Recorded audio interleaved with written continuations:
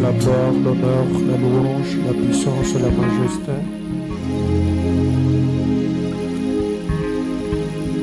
Nous bénissons ton Saint-Nom, Seigneur. Nous célébrons ta grandeur.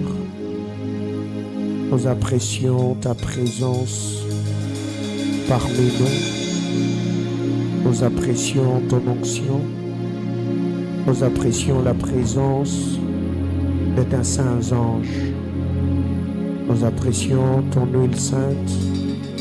Nous apprécions tout ce que tu as accompli dans cette église. Seigneur, nous ouvrons nos cœurs et nos esprits à la portion de grâce, Père éternel, que ta main nous a réservée ce soir. Bénis, Père éternel, ceux qui sont dans cet auditoire.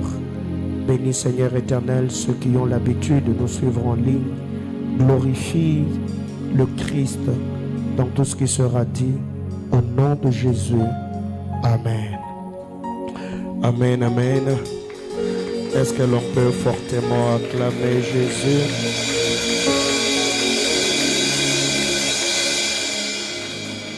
Gloire au Seigneur. Amen. Alléluia. Alléluia. Que le Seigneur nous bénisse abondamment. Pouvez-vous, s'il vous plaît, m'aider à saluer votre voisin? Alors, ce soir, je suis très content de nous retrouver encore dans la présence de Dieu. Et nous souhaitons quand même bon repos à tous ceux qui se sont reposés parce qu'ils ont prié pendant Zorouba. Donc, nous avons vraiment passé une journée exceptionnelle dans la présence de Dieu. Nous avons vraiment prié fortement et il y avait une très forte grâce de Dieu la journée en ces lieux. Donc nous saluons tous les internautes, que Dieu bénisse abondamment tous les bien-aimés frères et sœurs. De partout vous avez l'habitude de nous suivre, que la grâce de notre Seigneur Jésus-Christ vous soit multipliée. Ce soir je vais continuer avec notre thématique, l'art de devenir. Mais ce soir, je nous propose un seul texte. Jean chapitre 14. Nous allons lire seulement le verset 1er. On peut rester assis. Jean 14, le premier verset. Jean chapitre 14, le verset 1er. Vous y êtes? Jean chapitre 14, le premier verset. Si vous êtes là, on peut lire ensemble 1, 2, 3, go. Que votre cœur ne se trouble point. Croyez en Dieu et croyez. On peut reprendre. Que votre cœur ne se trouble point. Croyez en Dieu et croyez en moi. N'est-ce pas? On acclame la parole du Seigneur. Merci beaucoup. Alors, ce soir, je vais vraiment me forcer de m'entretenir avec nous dans le calme afin que nous puissions vraiment comprendre les choses que nous allons partager ensemble ce soir, mais aussi nous permettre quand même de maximiser aussi dans la prière après l'enseignement. Ce que je veux dire ce soir, c'est la suite de ce que j'ai dit le mercredi. Le mercredi, nous avons partagé la parole du Seigneur autour de Genèse, chapitre 9, du verset 1er au verset 8. Nous avons dit l'éclat de notre lendemain, donc notre futur, est attaché à une lignée. Parlant de la lignée, nous avons parlé d'une source, nous avons parlé d'une onction, nous avons parlé d'une juridiction, parce que tous ceux qui vivent sur la terre des hommes appartiennent à une lignée. Leur influence sur la terre des hommes dépend également de leur lignée d'appartenance. Deuxièmement, nous avons dit notre éclat sur la terre est également attaché à un autel. parlant de l'autel, on a fait allusion à une alliance.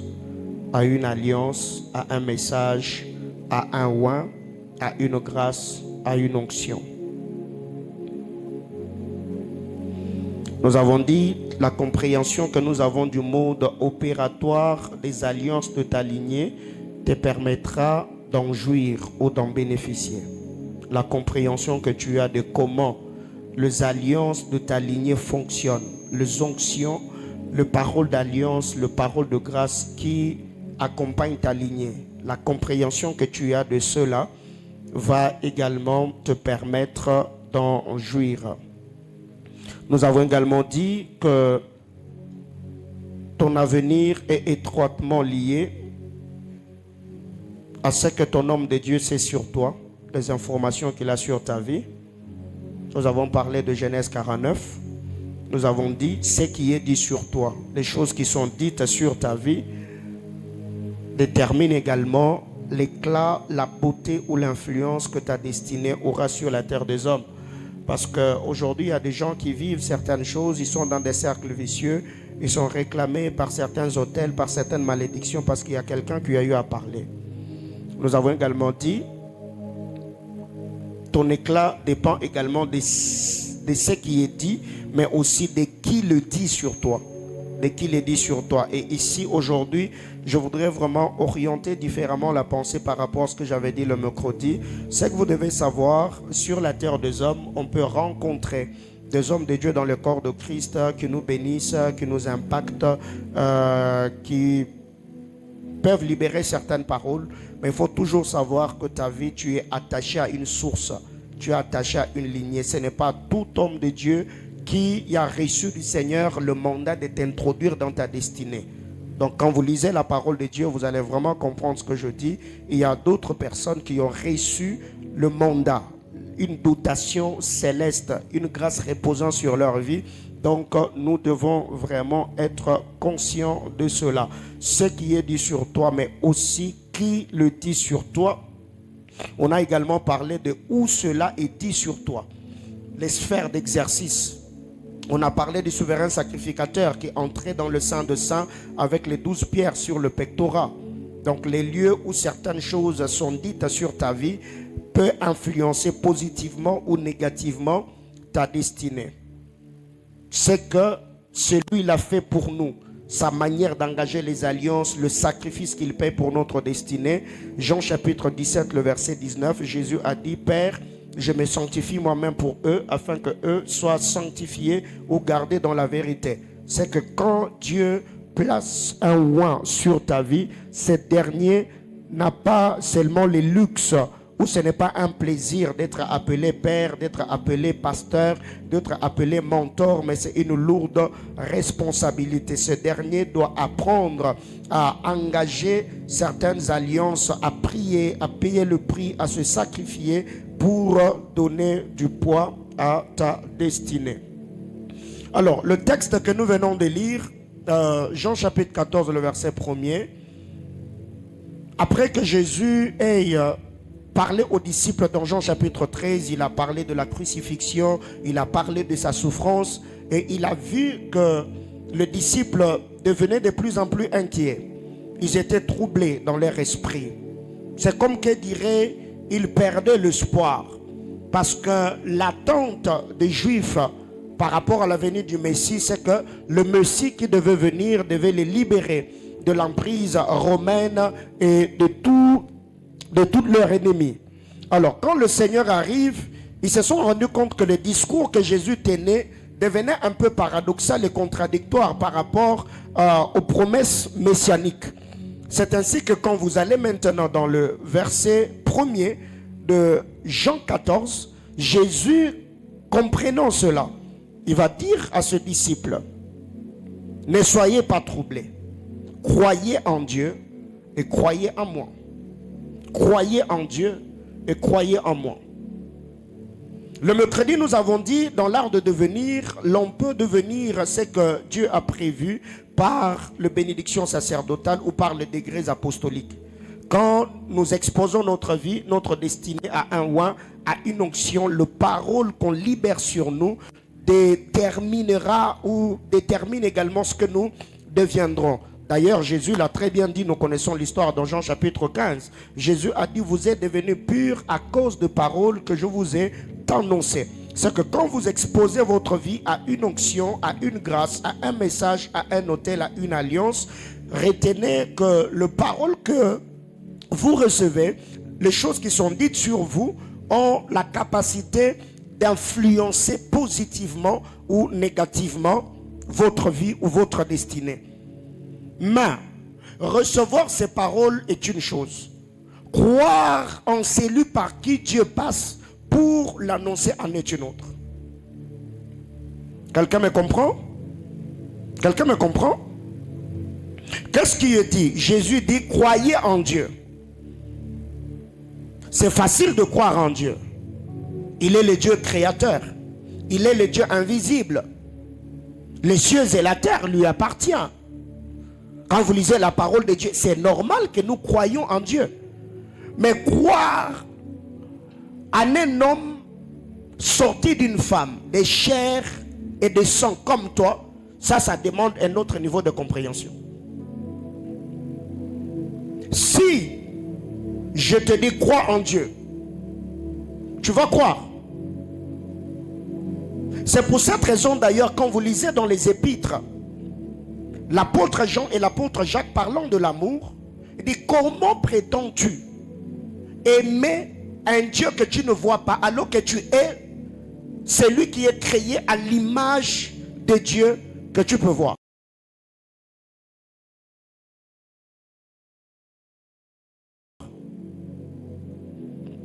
C'est qu'il y a un sérieux problème dans la compréhension, dans la conception et dans la manière de faire de l'humain. Et si Jésus, quand il parle, il est en train de marteler, il dit croyez en Dieu. Mais au-delà de croire en Dieu, croyez aussi en l'instrument par qui Dieu peut passer pour vous faire du bien ou pour vous introduire dans votre destinée. Alors qu'est-ce que nous devons retenir? Matthieu chapitre 9, le verset 28. Matthieu chapitre 9, le 28e verset. C'est l'histoire de ces aveugles qui sont allés voir Jésus. Matthieu chapitre 9, le verset 28, la Bible déclare: lorsqu'il fut arrivé à la maison, les aveugles s'approchèrent de lui et Jésus leur dit: croyez-vous que je puisse faire cela? Oui, Seigneur, lui répondirent-ils. Alors, il toucha leurs yeux en disant: qu'il vous soit fait selon votre foi. Et leurs yeux s'ouvrirent. Jésus leur fit cette recommandation sévère: prenez garde que personne ne le sache. Voyez-vous, ces hommes sont allés voir Jésus parce qu'ils étaient aveugles. Ils avaient besoin de recouvrir la vue. Quand ils arrivent auprès de Jésus, mais écoutez, pourquoi Jésus n'a pas fait ce qu'il a fait avec l'homme de Bethesda, l'homme de Jean chapitre 5? Quand Jésus a trouvé cet homme, il lui a dit: veux-tu être guéri? Cet homme a commencé à donner des explications. Vous connaissez l'histoire. Oh non, je n'ai personne. Quand les eaux sont agitées et tout, Jésus lui dit: lève-toi, prends ton lit et marche. Le monsieur a pris son lit, il s'est levé, il a marché. Mais quand ces aveugles s'approchent, Jésus leur posera la question: croyez-vous que je puisse faire cela? C'est que la guérison de ce dernier dépendait également de la manière dont ils allaient manifester la foi en l'instrument par qui Dieu allait passer pour leur accorder la guérison qui était le recouvrement de la vue. Alors qu'est-ce qui arrive? C'est que nous vivons au quotidien aujourd'hui. Satan essaye un peu d'amener la majorité des gens dans la désacralisation du sacré. Au point où tu pries dans une église, mais tu n'as pas confiance au pasteur que Dieu a établi. Tu ne crois pas en lui. Tu le suspectes.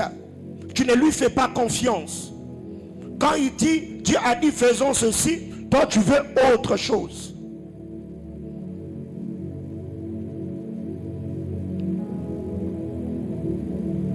Le Seigneur est disposé à bénir chacun d'entre nous.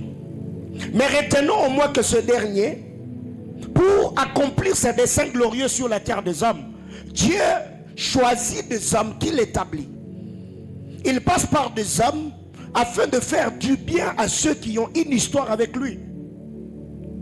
Parce que si le Seigneur n'avait pas ce projet, le Seigneur n'allait pas établir le 5 ministères. Ou encore ceux qui ont le ministère de la parole. Dieu n'allait pas les établir dans son église pour le perfectionnement de ça. Or, nous savons que la promesse que le Seigneur nous a faite, c'est une promesse à 2 volets. Le centuple dans ces siècles et la vie éternelle dans les siècles à venir. C'est que même pour entrer au ciel, Dieu a laissé des hommes sur terre qui doivent nous prêcher la parole, qui prient pour nous, qui nous montrent la voie du salut. Alors si déjà pour entrer au ciel, le Seigneur a laissé des ministres sur terre qui sont équipés par son esprit, qui prêchent sa parole pour que ses enfants héritent le salut, pour que ses enfants vivent la totalité, l'intégralité de leur adoption. À combien plus forte raison notre destinée sur terre? Dieu n'utilisera-t-il pas ces hommes pour que par eux aussi, que nous puissions être connectés aux bénédictions d'alliance et que nous vivions l'accomplissement des desseins de Dieu? Alors, c'est que nous devons retenir tout ce que le Seigneur fait sur la terre des hommes, il le fait en passant par des hommes. Pour que tu rencontres le Seigneur, il est passé par quelqu'un. Même si c'était lui-même qui t'était apparu, c'est que tu l'as rencontré. Donc même le salut là, c'est l'histoire de rencontre. D'ailleurs, l'apôtre Paul explique bien dans les livres de Romains chapitre 10, comment croiront-ils si personne ne parle? Comment entendront-ils parler si personne ne prêche? Comment prêcheront-ils s'ils ne sont envoyés? C'est que tout ce que Dieu fait sur cette terre, dans cette vie, Dieu passe toujours par les hommes pour nous connecter aux bénédictions et aux choses qu'il nous a promis. Une autre vérité, tous ceux qui sont devenus quelque chose dans cette vie, les sont devenus par certaines rencontres. Tu ne peux pas devenir quelque chose si Dieu ne met pas sur ton chemin les esprits bienfaiteurs que nous appelons des hommes providentiels. Que ce soit dans le domaine du mariage, le domaine de la guérison, le domaine de l'emploi, tout ce que nous faisons, le Seigneur mettra toujours des hommes sur notre chemin. Au début, ils peuvent ne pas être conscients de ce qui sont censés jouer comme rôle dans notre vie, mais parce que le Seigneur est un metteur en scène, Dieu les utilisera toujours afin que ses objectifs soient atteints. Ce qui fait qu'aujourd'hui tu peux entrer dans ta maison, oh Seigneur je prie, donne-moi l'argent, oh Seigneur bénis-moi. Non, écoutez mon ami, l'argent que tu vas demander au Seigneur ne va pas pleuvoir dans ta maison ou dans ta chambre à coucher, non. Dieu placera quelqu'un sur ton chemin qui viendra peut-être avec un contrat, avec une information, avec une opportunité, avec un deal. Dès que tu fais le deal, tu as l'argent. Quand tu dis Seigneur bénis-moi avec le mariage, ce n'est pas un ange ailé qui va descendre du ciel pour t'épouser, non. Dieu mettra quelqu'un sur ton chemin. C'est que tous ceux qui sont devenus quelque chose dans cette vie sont devenus ce qu'ils sont devenus par certaines rencontres. C'est quand ils ont rencontré certaines personnes, quand Dieu les a placés sur la voie ou le chemin de certaines personnes qui sont finies par devenir ce que le Seigneur les avait promis. Autre chose, le type de personnes que nous rencontrons peut être un élément indicateur de la saison dans laquelle Dieu nous introduit. Le type de personnes que tu rencontres, ces rencontres peuvent être un élément indicateur révélant la saison dans laquelle tu es, ou encore la vie, ou encore la destinée plutôt que le Seigneur t'a réservé.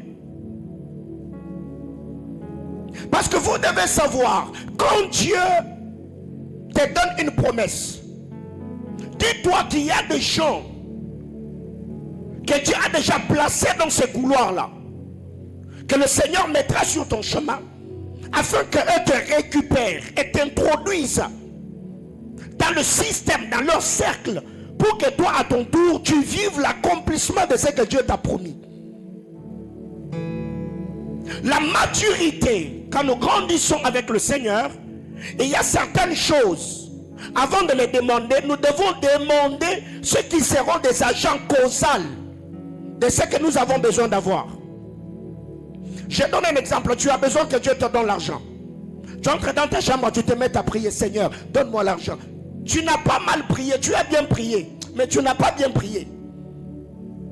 Bien prier, c'est demander à Dieu qu'il mette des hommes qui ont des informations dont tu as besoin sur ton chemin, afin que ces genres de rencontres te permettent d'avoir des billets de banque. Quand tu entres, tu dis, oh Seigneur, donne-moi le mariage. Tu y as bien prié, mais tu n'as pas bien prié.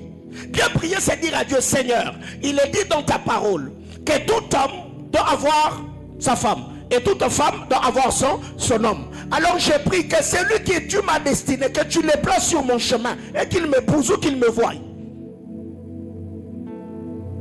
Mais il se fait que par moment, au lieu de demander ceux qui sont porteurs des choses, nous nous attelons à demander des choses.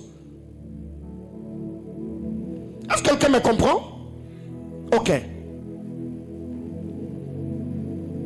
C'est que quand déjà le Seigneur te communique ce genre de choses, c'est pour que tu comprennes que là où je suis, je ne dois pas seulement prier comme je priais, mais je dois changer ma manière de prier afin de tractionner et d'attirer vers moi ceux qui ont les choses que je cherche. Le serviteur d'Abraham, Eliezer de Damas, quand il est sorti de la maison d'Abraham, c'était pour trouver une femme, n'est-ce pas? N'est-ce pas? Ok, mais regardez comment il prie. Quand il est arrivé au puits, Eliezer fera une prière et dit, Seigneur, Dieu de mon Seigneur Abraham, tu sais pourquoi je suis sorti de la maison de mon père, de mon Seigneur. Alors je prie, mets sur mon chemin. La Bible déclare, avant même qu'il n'ait fini de prier, sortit Rebecca, fille de Bethuel, Criche à l'épaule. Mais imaginez-vous, s'il s'était mis là, il commence, oh Seigneur, je prie, maintenant là, envoie une femme pour Isaac. Il était précis et concis dans sa prière. C'est quand vous vous mettez à prier, priez le Seigneur, demandez à Dieu, pas seulement les choses que vous voulez avoir, mais priez afin que le Seigneur mette sur vos chemins les hommes par qui Dieu va passer afin que vous ayez les choses, parce que ce que vous cherchez est entre les mains de quelqu'un. Je parle à quelqu'un. Dis à ton voisin, ton futur est le passé de quelqu'un. Ouais. Même dans le livre d'Apocalypse, pour que Jean accède dans le règne de l'esprit, il a fallu que quelqu'un qui était là lui lance l'invitation.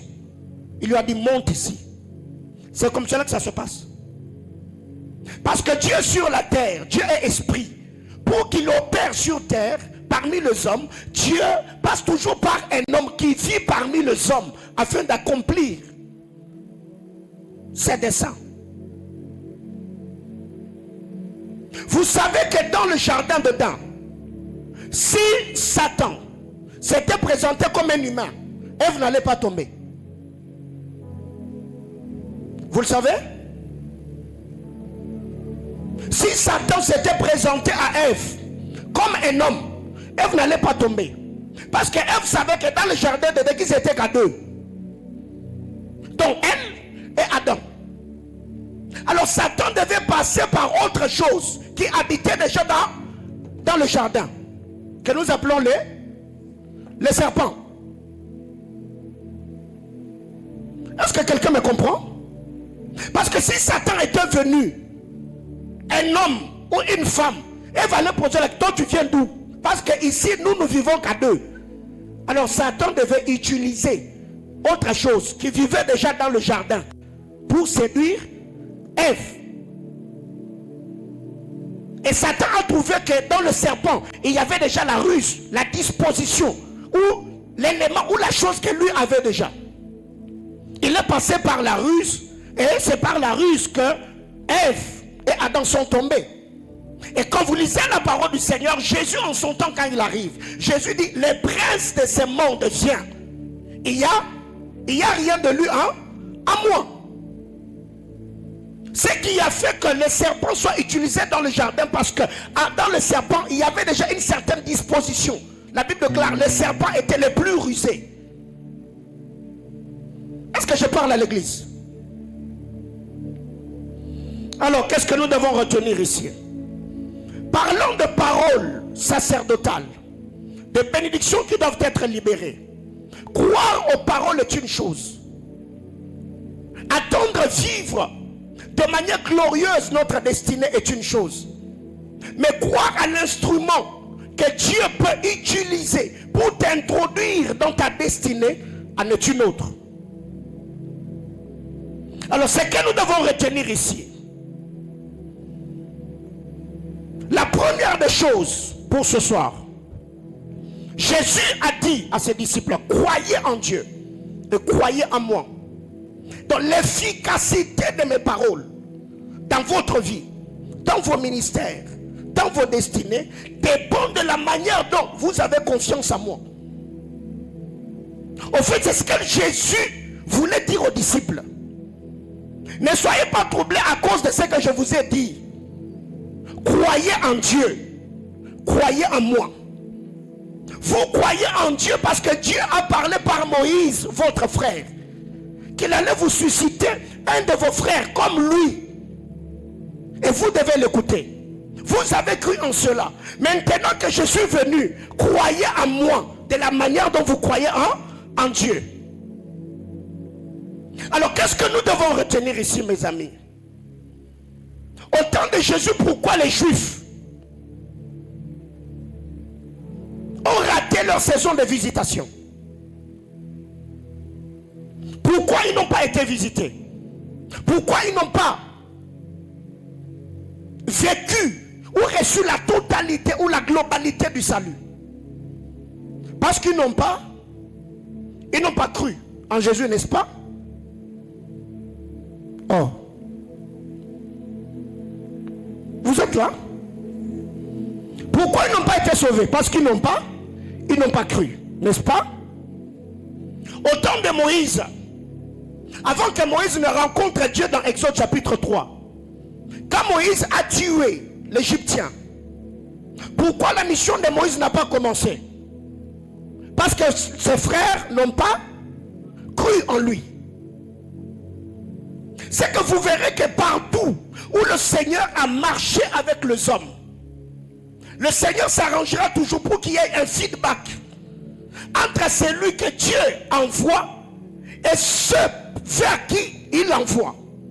Parce que s'il n'y a pas cette connexion-là, la puissance de Dieu ne passera pas. Le plan de Dieu ne fonctionnera pas. Plusieurs personnes vivent en retard parce qu'au fait, le diable a placé comme des paradigmes mentaux dans leur tête. C'est que le travail qui doit être fait, c'est d'abord de renverser les forteresses dans leur tête avant de leur dire ce qu'ils doivent devenir par la puissance de Dieu sortant de la bouche du oint. Alléluia.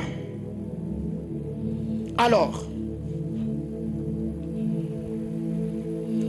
Élisée, 2 Rois chapitre 4, il descend de la montagne. Les jeunes gens sortent, ils les regardent.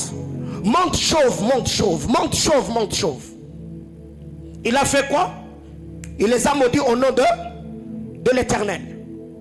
Le même Élisée, il n'a pas plaqué Kabel, non, même tête qui était chauve. Il passe chez la femme Sunamite.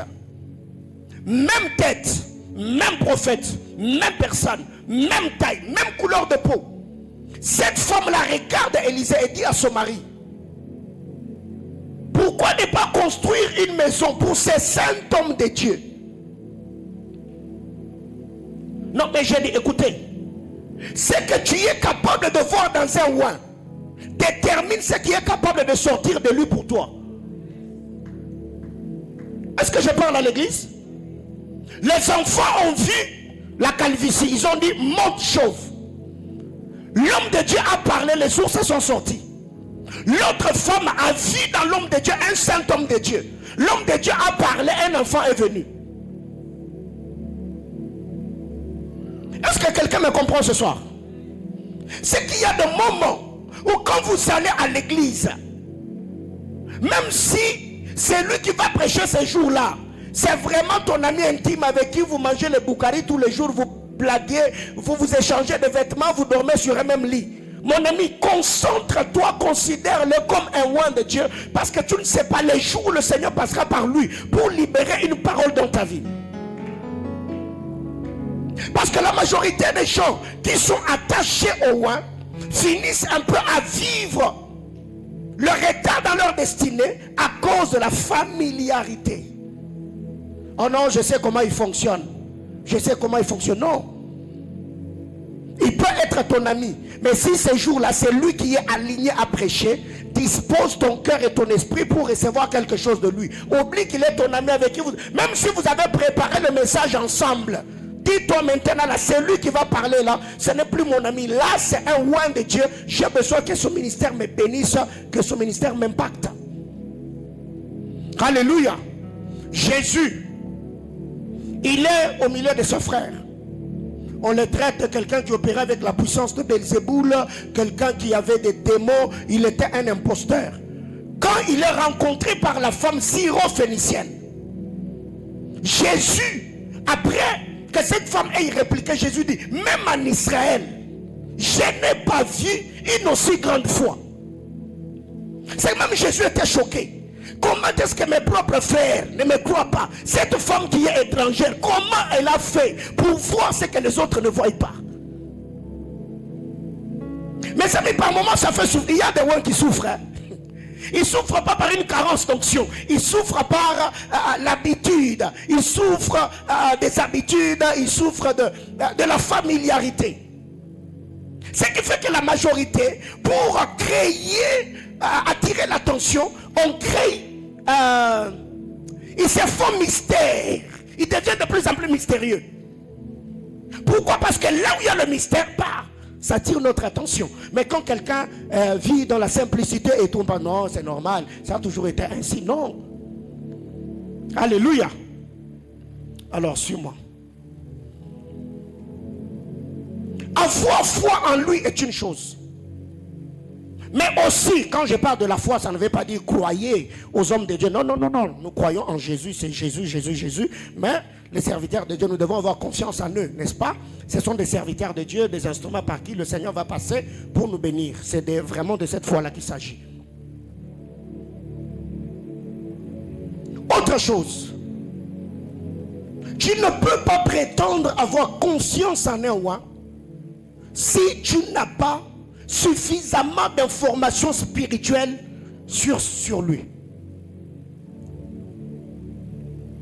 Tu ne peux pas croire au ministère de quelqu'un, à l'onction de quelqu'un, aux paroles qui sortent de la bouche de quelqu'un, si tu n'as pas suffisamment d'informations spirituelles sur sa vie, sur son ministère, sur son alliance, ou la révélation particulière sur son intimité avec Dieu. Jésus avait plusieurs disciples.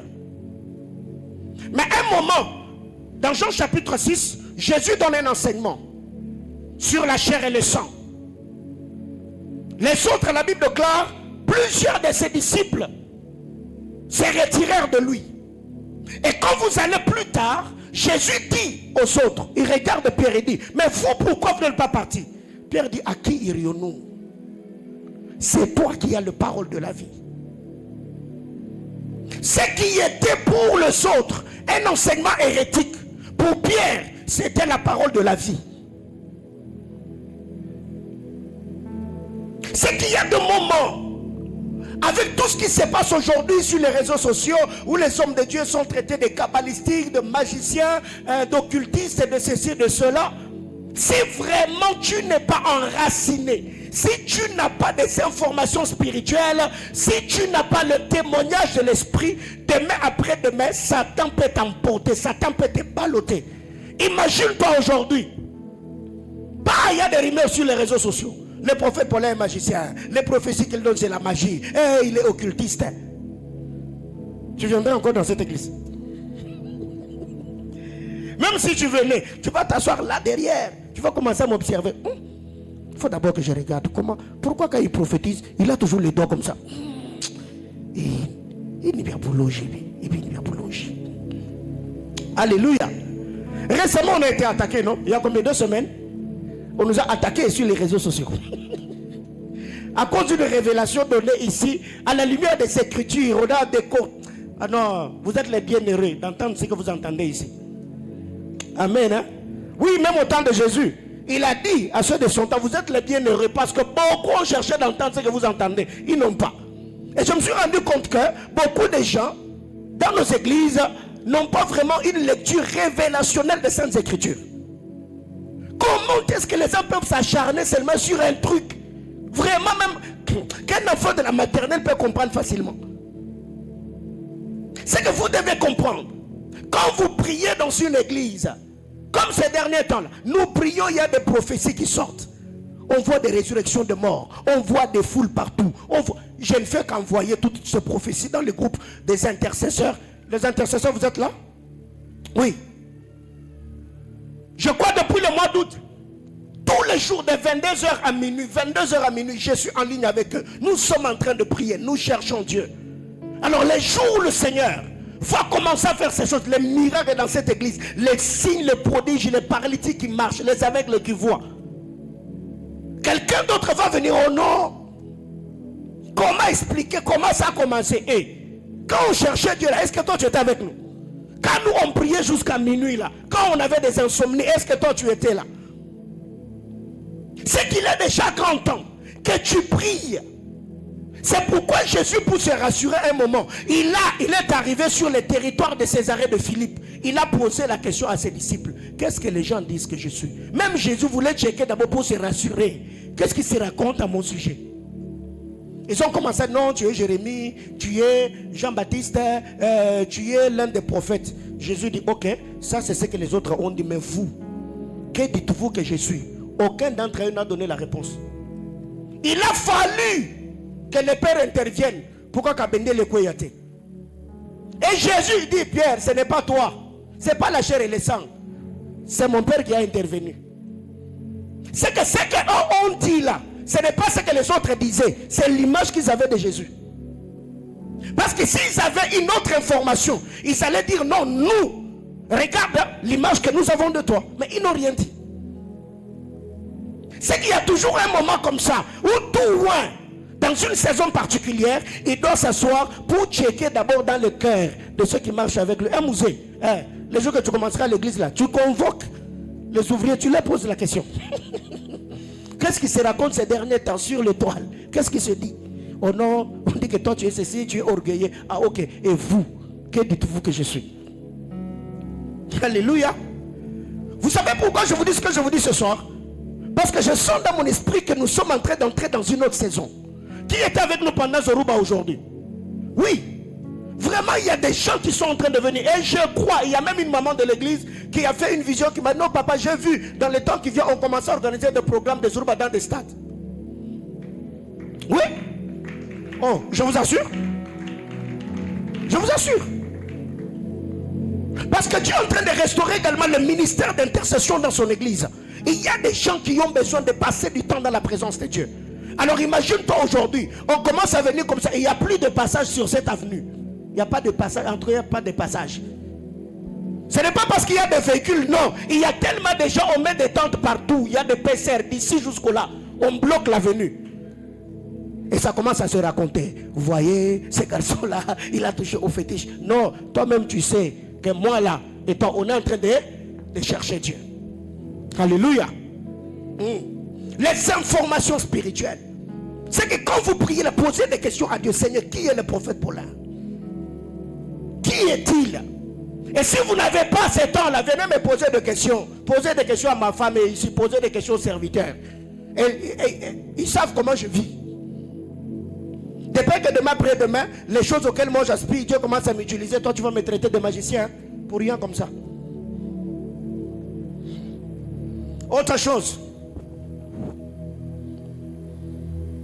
Vous devez également savoir que l'attachement dépend de ce que nous avons comme information spirituelle sur un roi.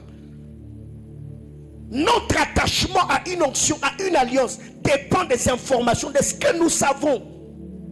De ce que nous avons comme information. Ce que nous connaissons, ce que nous avons comme réalité spirituelle, ce qu'on a palpé, le témoignage d'esprit que nous avons.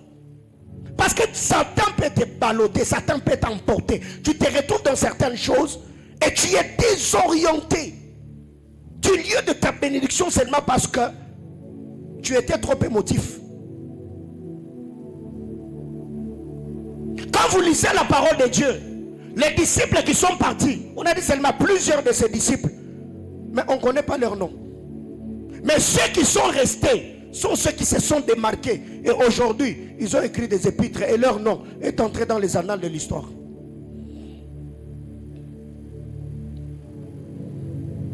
Alors, pourquoi Jésus, s'entretenant avec le disciple, il leur dit: croyez en Dieu et croyez en moi. Ces aveugles sont venus, ils ont besoin d'être guéris. Jésus leur dit: croyez-vous que je puisse faire cela? Est-ce que vous croyez que ce que vous voulez là, c'est dont vous avez besoin, Dieu peut passer par moi pour vous l'accorder? Ils ont dit: nous croyons. J'ai dit: ok, moi j'ai pas de problème. Qu'il vous soit fait selon votre foi. Qu'est-ce qui a prouvé que ces gens-là avaient foi en Jésus? C'est leur guérison, n'est-ce pas? Donc s'ils n'avaient pas foi, parce que Jésus a son célibat, si vous avez foi, qu'il vous soit fait, pas selon ma foi, selon votre foi. Et la Bible déclare leurs yeux s'ouvrir. Nous avons parlé le mercredi que quelqu'un peut entrer dans sa destinée prophétique par les paroles sacerdotales ou par des décrets apostoliques. Mais si tu n'as pas conscience en celui par qui Dieu va passer pour annoncer, décréter ces choses, tu peux rester là des années et des années. Tu vois d'autres personnes en train d'être enrichies, d'autres personnes prospérer, d'autres personnes aller de l'avant. Toi tu es là, tu les regardes. Pourquoi? Parce que ce n'est pas que ce qui est dit ne te touche pas. Ce qui est dit ne trouve pas de la place dans ton cœur pour que la puissance qui accompagne le roi te catapulte, te propulse et t'introduise également dans ta destinée. Alors suivez-moi.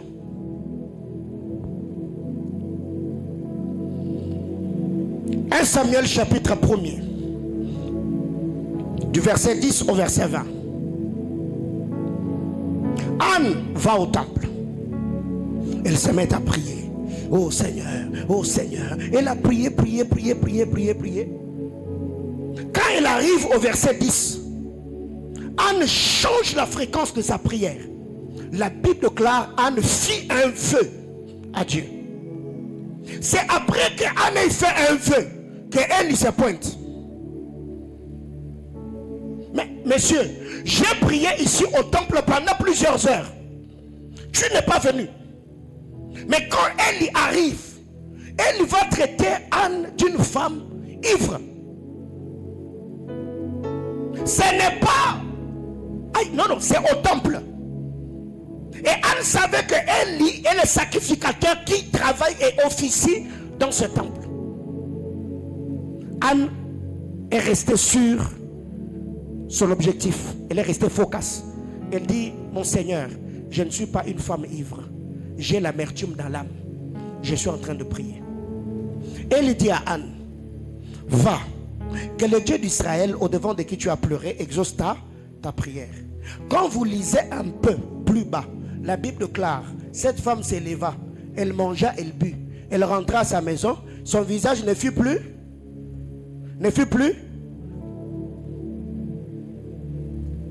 Ça, c'est avoir foi en la parole du roi. Et il y a un bien-aimé qui a eu des problèmes dans son travail et tout. Il est venu me voir: oh non, papa, problème de santé et tout. J'ai dit: ok, faisons ceci, faisons cela. Et je crois, la semaine passée, il est venu. Ça m'a énervé. Je lui ai dit: ok, donnez-moi une bouteille d'eau. On a prié. Je lui ai dit, va faire le test. C'était le poison dans le corps. Je lui ai dit, va faire le test. Et pendant que je priais, je lui ai dit, quand on fera le test, là, moi j'attends que tu viennes me dire que c'est négatif dans ton corps, il n'y a plus de poison. Il est parti.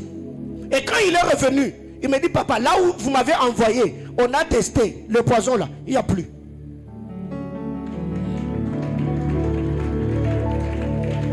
Quelqu'un me comprend? Et je crois que c'est le 3e ou 4e cas de trucs d'empoisonnement où les gens sont désintoxiqués avec une bouteille d'eau. Est-ce que quelqu'un me comprend? C'est que vous devez comprendre. Quand elle lui parle, il dit, va, que le Dieu d'Israël au devant de qui tu as pleuré exauce ta prière. La Bible déclare, Anne s'en alla. Son visage ne vit plus le même. C'est qu'elle est entrée dans un autre mode de célébration, mode d'exaltation. Pourquoi? Parce qu'elle s'est dit, il y a un roi qui a déjà parlé et Dieu fera le reste. Et quand vous descendez plus bas, la Bible déclare, cette même année-là, Dieu s'est souvenu de Anne et l'a rendu fécond. Mais entre le moment où l'homme de Dieu a parlé et le moment où Anne est devenue féconde, c'est qu'il y a un travail qui s'est fait. C'est à ce stade-là que plusieurs personnes n'arrivent pas à conserver leur miracle. C'est possible que tu rentres, tu as jeûné, tu as prié, l'homme de Dieu a parlé, tu vas à l'hôpital, le médecin te dit non, madame, les myomes et les kystes là sont toujours là. Comment tu vas réagir? Oh non, mais pasteur avait prié, Dieu n'a pas fait. Oh, qui t'a dit que Dieu n'a pas fait? C'est le médecin qui a vu que les myomes sont là. Mais toi, qu'est-ce que tu vois?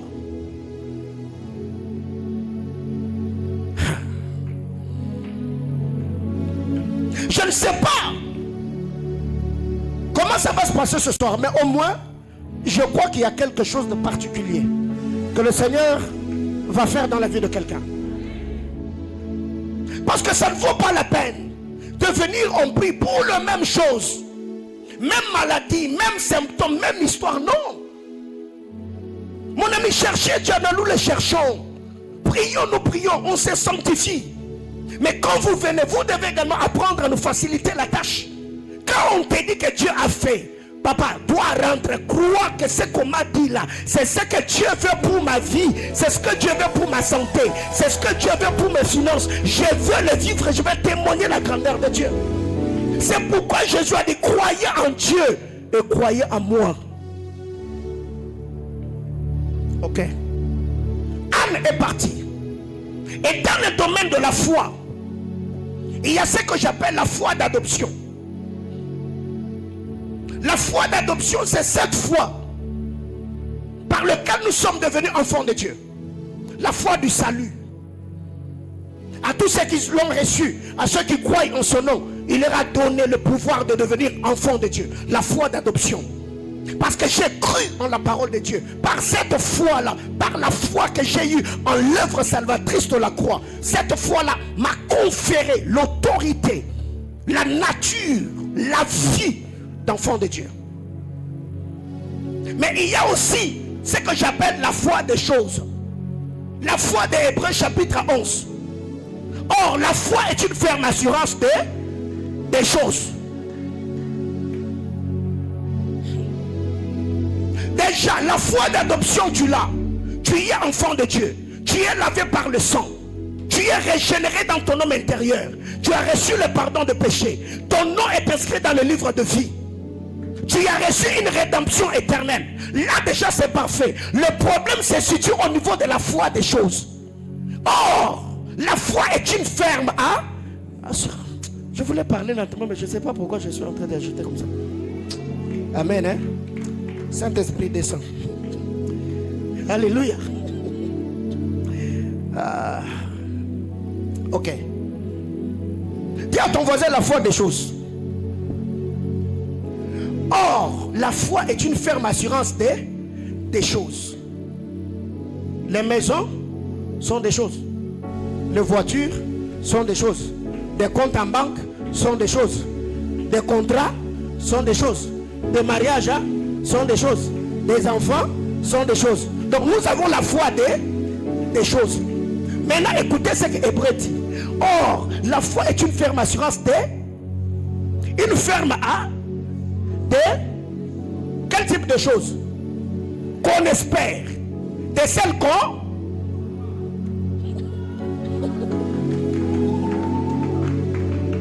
j'ai une ferme assurance des choses, que ces choses-là je les aurai. Mais les choses que moi je vais avoir là, je ne les ai pas encore vues. C'est à ce stade-là que le problème se pose. Tu y as besoin d'argent, tu arrives, on déclare. Mais quand tu rentres, il n'y a pas de miracle money, non, il n'y a rien. Dans ta poche là, il n'y a rien. Tu dors, tu te réveilles. À ton lever, qu'est-ce que tu te dis? Quand déjà la parole est sortie, qu'est-ce que tu conçois en toi? Quand tu arrives, tu as un cas qui te complique, qu'on a prié. Après que tu aies reçu la prière, à la sortie du bureau, quand tu sors de l'église, comment tu te regardes? Rien n'a changé. Non, non, non. Ici, je ne dis pas que tu as changé la couleur de ta peau. Non, non, non, non, non. Tu sens que le même problème est là. Mais comment tu conçois les choses? Dans ton mental, qu'est-ce qui a changé ici? C'est pourquoi il ne faut pas rater dimanche. Je parlerai de la force mentale dans l'art de devenir. C'est qu'il y a des gens aujourd'hui qui ne deviennent pas ce qu'ils doivent devenir ou ce que Dieu les a promis, pas parce que Dieu n'est pas puissant, pas parce que l'autel à laquelle ils sont attachés n'est pas puissante. Le problème, c'est juste la manière de se voir. Est-ce que les enfants d'Israël dans le livre des Nombres étaient aperçus par le fils d'Anak? Hein? Non. C'est eux-mêmes qui rentrent vers Moïse. Ils ont dit à Moïse, nous avons vu le fils d'Anak.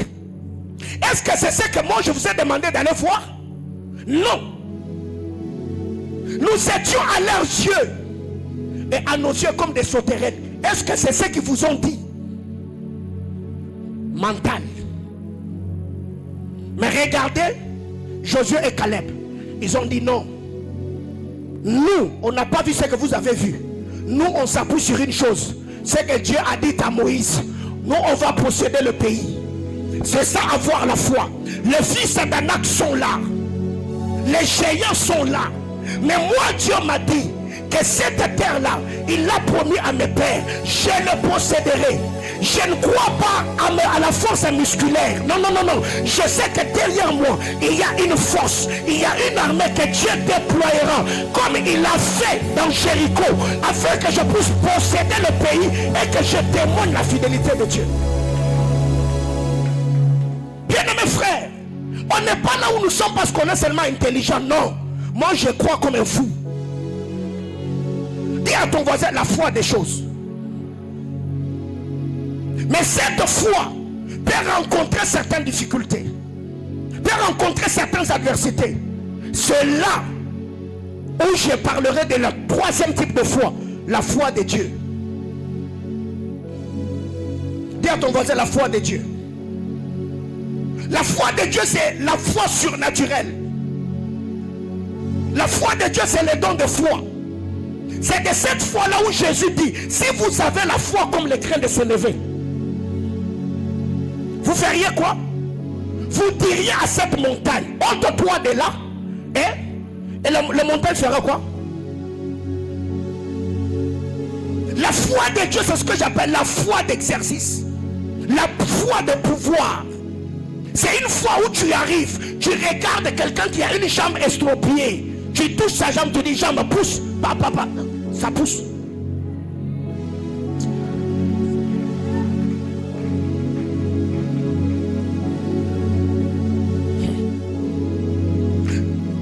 L'histoire de Matthieu chapitre 9.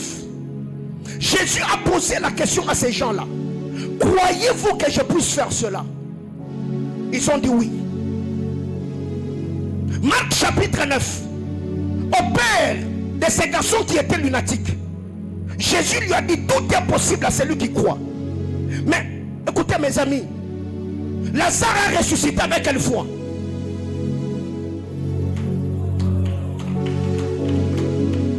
Parce que tout est possible à celui qui croit. Même quand vous lisez la parole, même les sœurs de Lazare n'avaient plus foi en sa guérison ou en sa résurrection. Parce qu'on pouvait dire non, non, c'était la foi de ses sœurs. Non, ses propres sœurs. Non, Jésus, il y a déjà 4 jours, depuis déjà, il sent déjà là-bas, il sent. Même les sœurs de Lazare n'avaient pas foi en la résurrection de leur frère. Mais Lazare est sorti de la tombe avec quelle foi? La foi de Dieu. La foi des choses. J'ai besoin de ta foi pour que la grâce qui est en moi puisse faire quelque chose en toi. Mais quand j'opère dans la foi de Dieu, la foi de Dieu s'impose.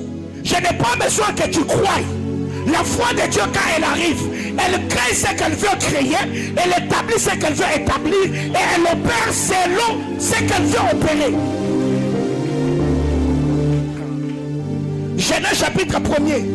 Dieu n'avait pas besoin que le forme vide lui donne l'autorisation de créer. Dieu est arrivé, que la lumière soit et la lumière fut. C'est une foi qui permet à Dieu d'exercer son autorité et sa souveraineté sans pour autant qu'il soit contesté par quoi que ce soit. Et vous savez qu'en Israël, chez les Sémites, on n'enterrait pas les gens comme chez nous. Hein? Comme aujourd'hui, quand vous allez à Rivière des Anges, il y a il y a une tombe là-bas. Non, non. Ils avaient des tombes familiales. Ce qu'on appelle sépulture familiale. C'est comme Abraham. Quand on l'a enterré, on l'a mis dans une tombe. Après, il a dit quand Léa mourra, mettez-le là-bas. Quand Sarah est morte, on l'a mis là-bas, ainsi de suite. N'est-ce pas? Et au temps de Lazare, quand Lazare est mort, c'est dans ces contextes-là que les gens vivaient. Ils sont dans la tombe là. Le père de Lazare était dedans. La mère de Lazare était dedans. Peut-être les cousins de Lazare étaient dedans. Les frères de Lazare, d'autres frères étaient dedans. Qui s'appelait aussi Lazare. Jésus arrive, Jésus dit Lazare, sors. Le père de Lazare dit non, non, non, non. Moi je dois sortir parce que c'est moi qui l'a. La parole dit non, toi attends la résurrection des morts, reste d'abord ici. Quand la maman veut sortir, la maman dit non, non, c'est moi qui l'ai porté pendant 9 mois. La parole dit non, non, non, madame, toi reste ici. J'étais en train de dire à quelqu'un, même si vous êtes à 50, quand la parole sort, j'étais en train de dire à quelqu'un, même si vous êtes à 200, quand la parole, une déclaration apostolique est libérée, la parole a la capacité de te localiser même parmi les 1 million de gens. J'étais en train de dire à quelqu'un, quand vous lisez la parole de Dieu, dans Ézéchiel 37, le fémur des gens n'est pas allé s'attacher au fémur, au tibia, ou je ne sais pas, à l'omoplate de pierre, non. Chaque os, non, non, non, non, j'étais en train de dire à quelqu'un, les choses qui t'ont réservées, ces choses n'ira chez personne. Je décrète et déclare du haut de cet hôtel que la gloire du Dieu de mon appartenance repose sur la vie de quelqu'un, que Dieu puisse te donner de manière spectaculaire, que ces choses que tu as attendues pendant longtemps, que Dieu te l'accorde et que tu témoignes sa grandeur et sa fidélité. J'entends quelqu'un me dire amen. Reprends ta place. Dis à ton voisin la foi de Dieu. C'est cette foi que je cherche. La foi d'adoption, c'est par elle que je suis devenu enfant de Dieu. La foi des choses, très généralement, c'est la foi que les chrétiens ont. C'est cette foi qui dit, même si ça tarde, attends là. Même si ça tarde, attends là. Mais tu attendrais jusqu'à quel âge? Parce qu'il y a certaines choses, ça fonctionne avec l'âge, mon ami. Quelqu'un me comprend? Dieu t'a dit que tu vas te marier. Même si la promesse attarde, fais quoi? Attends là. Jusqu'à quel âge? Mais quand tu comprends déjà que dans la foi des choses, il y a comme un couac. Entre dans la foi de Dieu. Alléluia. Oui. C'est possible de basculer. Tout est fonction de comment tu programmes ici. Seigneur, tu l'as dit. Je ne veux pas que ça soit demain. Maintenant. Parce que vous devez savoir La foi, je l'ai toujours comparé au Bluetooth et au Bluetooth de Charity. Tous les deux sont Bluetooth, mais tous les deux ne reçoivent pas les données de la même manière. Le Bluetooth reçoit des données, mais lentement. Même si ça tarde à attendre. Mais le Bluetooth Charity, oh my God. Le problème c'est repérer au fait. Dès que je repère, aussitôt repérer, je décrète et déclare que les choses qui vont sortir de ma bouche aujourd'hui, que ces choses n'attendent pas demain. Si c'est la maternité, si c'est un mariage, si c'est un emploi, si c'est une onction, si c'est une guérison, je décrète et déclare que les anges attachés à cette commission, par ordre de l'Éternel, exécutent ces paroles afin que la gloire revienne à celui qui est sur le trône, au nom puissant de Jésus. Reprends ta place. Tu vois, la foi de Bluetooth ou ancien Bluetooth, et cette fois où quand on prie pour toi tu es malade, tu dis non, Dieu va le faire même à la maison. Mais la foi Bluetooth Charity, c'est que guérison c'est maintenant. Hein? La guérison c'est maintenant. Et ça m'a dit pas comme ça. Nous on a besoin mon ami Fanny. Nous on a besoin. Donc je n'ai même pas besoin. Vous pensez que Samuel est entré dans les entrailles de Anne quand Anne est allée rencontrer Elkanah? Non. Samuel est entré dans les entrailles de Anne le jour où Anne a cru à la parole qui est sortie. Alors maintenant, pour respecter le protocole humain, Anne devait entrer en contact avec Elkanah pour qu'il n'ait pas de Messie.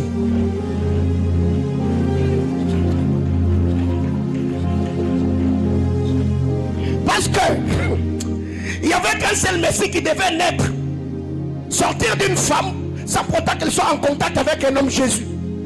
Parce que si Anne n'était pas allé avec Elkanah, donc il y allait avoir confusion dans le programme de Dieu. Donc Samuel a dit Messie Moroboui. Ça va t'arriver. Ça t'est déjà arrivé. Seigneur Dieu. Dis à ton voisin la foi d'opération. Alors, pour clôturer, la foi dont je suis en train de parler, la foi véritable ne rend pas les choses faciles. La foi rend les choses possibles. Si quelqu'un te dit que la foi facilite les choses, il t'a menti. La foi ne facilite pas les choses, la foi les rend possibles. Marc chapitre 9, le verset 23. Jésus dit, tout est possible à celui qui croit. C'est que sur la terre des hommes, il y a deux êtres qui ne peuvent pas échouer. Dieu et celui qui a la foi.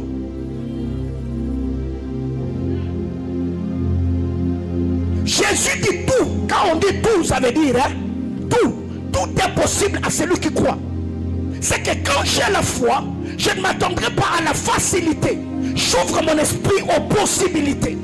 Il est dit que maintenant là, c'est impossible de signer un bon contrat. Mais parce que j'ai la foi, ma foi peut possibiliter ce qui était impossible et ça peut devenir possible.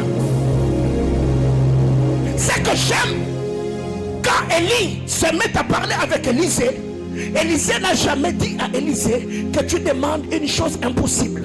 Il a dit tu demandes une chose difficile. Ce qui est difficile n'est pas impossible. Mais la foi peut rendre possible et accessible ce à quoi on ne pouvait pas avoir accès. Dis à ton voisin que ta foi possibilise les choses. On t'a dit que dans ta famille, les hommes ne se marient pas, les hommes ne percent pas. Parce que toi, tu es un homme de foi. Tu peux opérer dans le sphère des possibilités. Comment tu as fait? Moi-même, je ne sais pas. J'ai acheté par la foi, j'ai construit par la foi, j'ai poussé un ministère par la foi, j'ai prophétisé par la foi. Lisez Hébreux 11. Tous ceux qui ont marché avec Dieu, ils ont marché avec lui par une chose qu'on appelle la foi. Comment tu es arrivé là? Ce ne sont pas mes efforts ou mes capacités. Je suis arrivé dans ce que je suis en train de faire par la foi. Que ta foi devienne la porte d'accès à la vie surnaturelle. Oh, j'entends quelqu'un me dire amen. La foi ne rend pas les choses faciles, mais la foi les possibilise. C'est que là où on a dit ici tu n'entreras jamais, la Bible déclare, Esther est entrée là où il y avait la loi comme s'il n'y en avait point. Pourquoi? Parce qu'elle a cru qu'après avoir gêné et prié, le Seigneur allait incliner le cœur du roi. Là où le roi n'avait pas levé le bâton, elle a pris le risque faisant le pas de la foi. Avoir la foi, c'est faire le premier pas, croyant que l'être supérieur est derrière toi, il va te faire traverser. Est-ce que je parle à quelqu'un? Une deuxième vérité, Hébreux chapitre 11, le verset 11. Dis à ton voisin, la foi rend capable. La Bible classe par la foi que Sarah elle-même, malgré son âge avancé, elle fut rendue capable d'avoir une postérité. La foi a permis à Sarah, elle a vu les organes et tout le système de son corps être renouvelé, régénéré. Elle a eu la capacité d'avoir des enfants. Quelqu'un t'a dit que toi tu es un diplômé de 6, tu ne peux pas faire quelque chose. Je te dis mon ami, la foi rend comment? Rend capable. Tous ceux qui ont des grands noms aujourd'hui n'ont pas fait de grandes études. Quelqu'un comprend de quoi je parle? Ok. Lionel Messi ne parle pas un bon anglais. Est-ce que quelqu'un me comprend? Et si vous devez retenir, on a besoin d'étudier, on a besoin de parler un bon français, mais le diplôme ne donne pas la richesse à quelqu'un. La foi rend capable. Là où il y avait des lois, des ordonnances, des malédictions, on a dit que toi tu n'accéderas pas. Mais parce que moi je suis un homme de foi, je peux transcender des choses qui ont retenu des générations et des générations et me retrouver au sommet des cimes de collines éternelles, parce que le Seigneur a dit que je le vivrai, que je le ferai, que je le toucherai. Et je crois à la parole de Dieu, parce que c'est lui qui a fait la promesse est fidèle. Dis à ton voisin que ta foi te rende capable. Alors, regarde toutes ces personnes qui t'ont méprisé, fixe leur rendez-vous au sommet. Quelqu'un comprend de quoi je parle? Dis-le oui, je vous fixe un rendez-vous l'année prochaine, à la même époque. Vous viendrez dans ma maison avec des pampers, parce que j'aurai un enfant. Vous viendrez l'année prochaine à mon mariage et vous mangerez des poulets comme vous avez l'habitude de le manger. Je vous fixe un rendez-vous l'année prochaine à la même époque. C'est que vous avez dit que je ne suis pas capable de le faire. Vous me verrez en train de le faire l'année prochaine, parce que ma foi me donnera la force, la capacité d'accomplir des desseins éternels. Troisième vérité, Jean chapitre 11, le verset 40. Ne t'ai-je pas dit, si tu crois, tu verras. Dis à ton voisin, la foi fait voir. Quiconque a la foi finira toujours par voir c'est pourquoi il a cru, ou c'est en quoi il a cru. Il y a deux vérités importantes. La Bible déclare, si tu confesses de ta bouche, si tu crois de ton cœur, tu feras comment? Si tu crois de ton cœur, si tu confesses de ta bouche,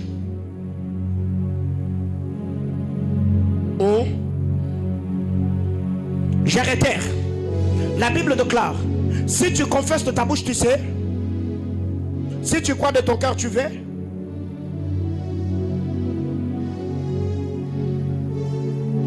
Vous vous êtes perdus. Romains chapitre 10. Si tu confesses de ta bouche que Jésus-Christ est Seigneur, si tu crois de ton cœur, retiens ceci. Je vais revenir là. La foi fait voir. Ne t'ai-je pas dit que si tu crois, tu verras? Or, quand vous lisez la parole de Dieu dans l'ancienne alliance, la foi était placée sur les yeux. Dieu a dit à Moïse, ceux qui regarderont,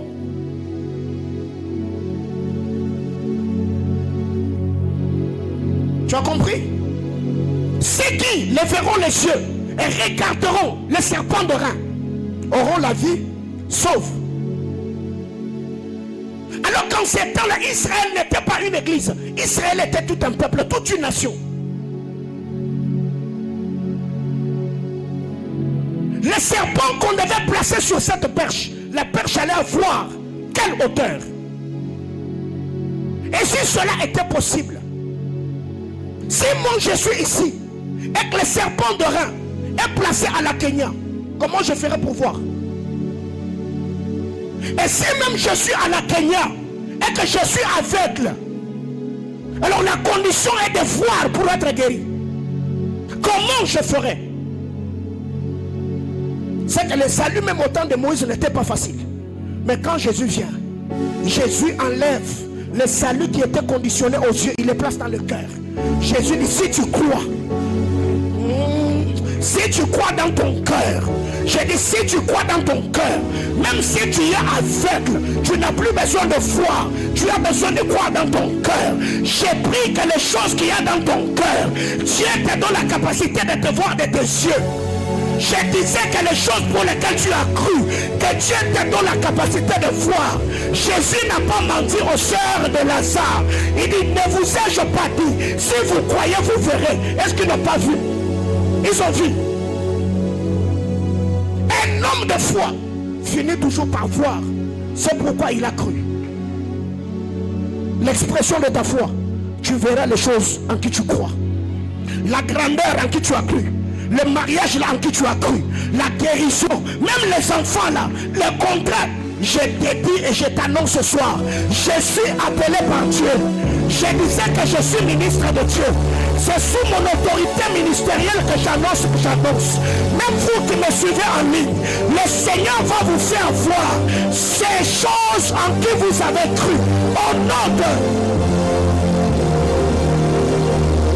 4. Matthieu chapitre 9, le verset 29. Qu'il te soit fait selon.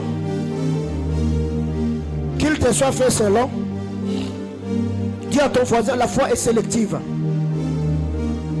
La foi ne croit pas en tout. La foi sélectionne ce qu'elle veut voir. Ces gens-là étaient aveugles, n'est-ce pas? Ils arrivent vers Jésus. Il dit, Jésus, on a besoin de voir. Jésus dit, qu'il vous soit fait selon votre foi. S'ils avaient la foi d'avoir les yeux des Chinois, ils allaient voir quel type de Dieu? S'ils avaient la foi d'avoir les yeux des Américains, ils allaient avoir les yeux bleus, n'est-ce pas? Donc on parle de la foi n'embrasse pas ce qui se présente. La foi est sélective. La foi c'est comme Dieu qui t'amène dans un magasin, il dit choisis ta robe de mariage.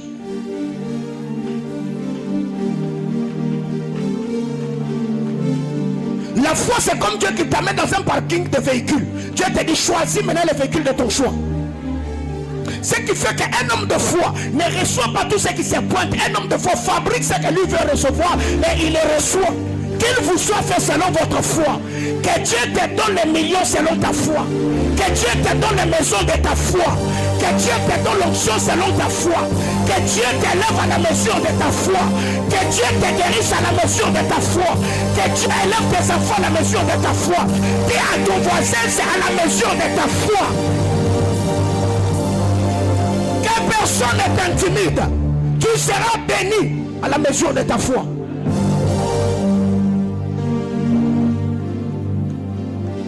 De Rois chapitre 4. Dieu a béni la femme du fils de prophète à la mesure de sa foi, en fonction des vases qu'elle avait empruntés. Si elle avait l'intelligence spirituelle, elle allait dire à ses enfants, quand elle a vu que le vase était en train de finir, allez chercher d'autres vases. L'huile n'allait pas s'arrêter.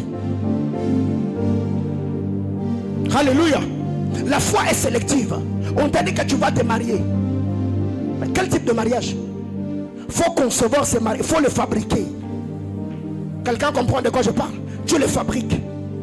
Mais il se pourrait que l'homme que tu as fabriqué ne vienne pas avec le profil fabriqué. Il peut venir avec un autre profil, mais parce que toi tu as un autre profil, tu peux le recevoir tout en t'attendant au profil fabriqué. Tu as dit celui qui va m'épouser, il sera véhiculé. Quand il se pointe, il est piéton. Mais toi-même tu dis non, parce que moi je vais demander le véhicule. Avant même qu'on fasse le mariage, Dieu va le bénir, il aura le véhicule.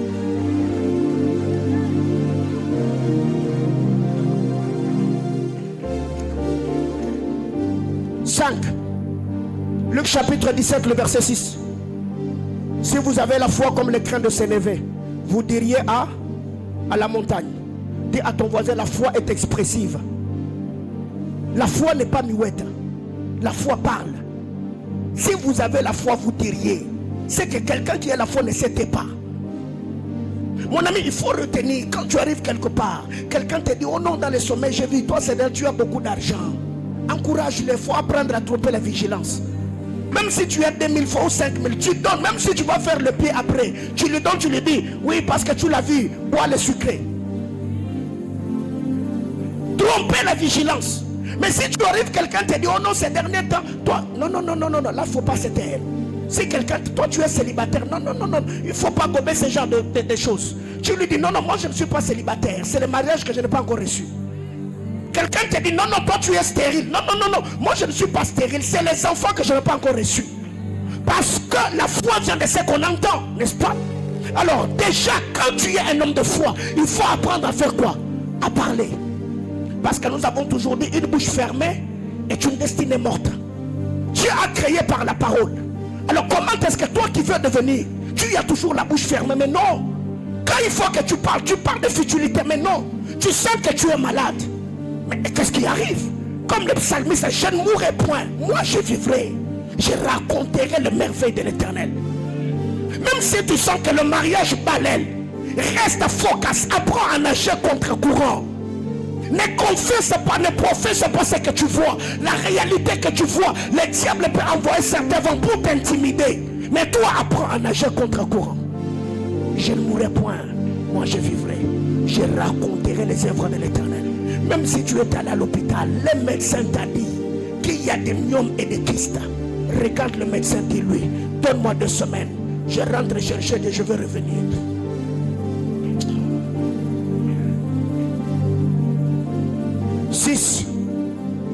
Romains chapitre 4, le verset 18. Dis à ton voisin, la foi fait devenir. Abraham, espérant contre toute espérance, il crut en sorte qu'il devint.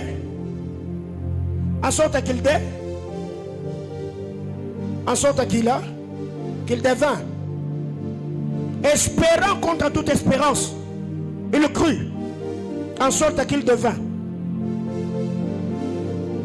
père d'une multitude de nations. Mes amis, la foi fait devenir. Là où je suis aujourd'hui, j'ai cru que j'allais être là où je suis. J'allais faire ce que je fais. Et je suis en train de le devenir. Et je suis en train de le faire. Je l'ai dit la semaine. La vie que tu as aujourd'hui, c'est le tableau de ta foi d'hier. Et ce que tu seras demain, c'est le tableau de ta foi d'aujourd'hui. Comment tu vois les choses? L'homme te fera toujours voir que tu es incapable, que tu n'as pas d'habilité, que tu n'as pas de capacité, que tu es limité. Mais toi, quand tu te mets vis-à-vis de la parole de Dieu, en face de ta destinée, comment tu te vois? Comment tu conçois? Quand tu te mets à réfléchir sur ta vie, comment te vois-tu? Alors, ce que nous devons retenir, on va prier ici. Dieu est souverain. Et dans sa souveraineté, le Seigneur fait certaines choses. La Bible déclare, si tu crois, tu verras.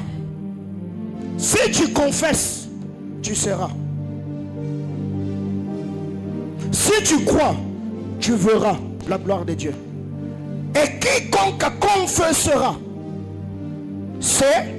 sera sauvé. Donc quand tu crois, tu vois. Mais quand tu confesses, tu deviens. Alors que faire? Croire, c'est croire et parler. Dis à ton voisin, si tu crois, tu verras.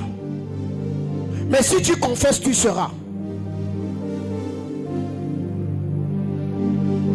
Et nous avons vu que quand vous allez dans un culte, Pour chercher le Seigneur, attendez-vous à Dieu. N'attendez pas que ce soit le pasteur Paulin pour que je croie. Non, quiconque le Seigneur a choisi ces jours-là pour m'apporter la parole, tout ce qui sortira de sa bouche, je crois que cela va me catapulter. Les paroles de roi sont infuses de la puissance surnaturelle du Créateur, afin de nous introduire de manière spectaculaire et surnaturelle dans nos destinées prophétiques. Que Dieu te bénisse.